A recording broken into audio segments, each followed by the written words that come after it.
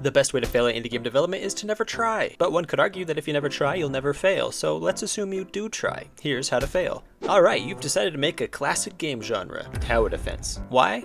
Because you're a chicken and just want to make a game that people will play. You're not trying to be successful, but you're also avoiding taking any major risks or making any real effort. That's okay. Sometimes we just need to stay in our comfort zones and ask people politely to slap us in the face after they enjoy our game, but only play it for about 15 minutes. Because, I mean, to be honest, who doesn't like a tower defense game? I mean, even the crappy ones are pretty fun. When making a tower defense game, all you need is a path, enemies, and towers. That's it. Don't try to be special now, alright? Don't try to bend out of the bounds with creativity and make us see tower defense games in any other way than this. No. Stick to the stuff you know. It's better by far to keep things as they are, so just stick to the status quo. Anyways, when you do follow this template, just use super generic geometric shapes to represent your towers, instead of coming up with a unique theme and style. I mean, can you imagine if you even just decided to do a silly, random combination of things? Like, I don't know, monkeys and balloons? That would never become popular. In your tower defense game, make the only goal be to last as long as possible, like any goal in a tower defense game should be. The only thing you want the player to look forward to is their eventual loss, making the only satisfaction they might get be during those sweet 2 or 3 waves, where it no longer feels like a slow march of pathetic enemies that you might have to wait hours for, but before it's turned into a chaotic mess of color and light where you have no idea what's going on, at least till your frame rate drops to 1 frame every, like, 5 days.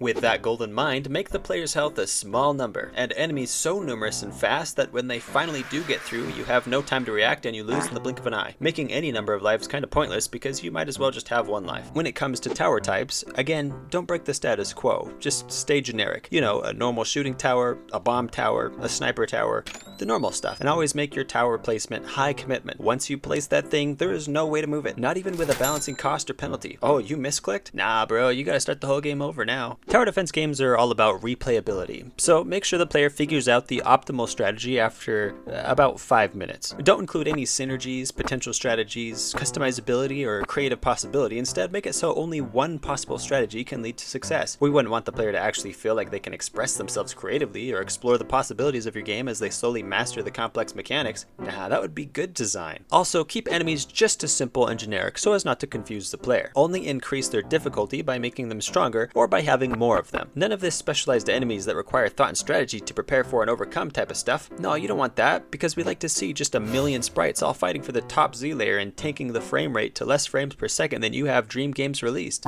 Again, when it comes to tower defense games, it's all about staying within the expectations of the player. So the best way to fail at a tower defense game is to make just another tower defense game. And you can do that. I know that you can, because remember, you're the little weak sauce chicken that decided to make a tower defense game. And if you follow these instructions carefully, you're bound to succeed at failure.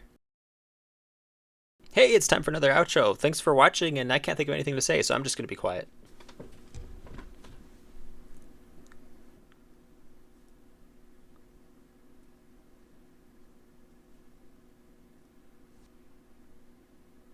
You probably thought I was going to say something funny at the end of this, didn't you? You can't lie. I know you did.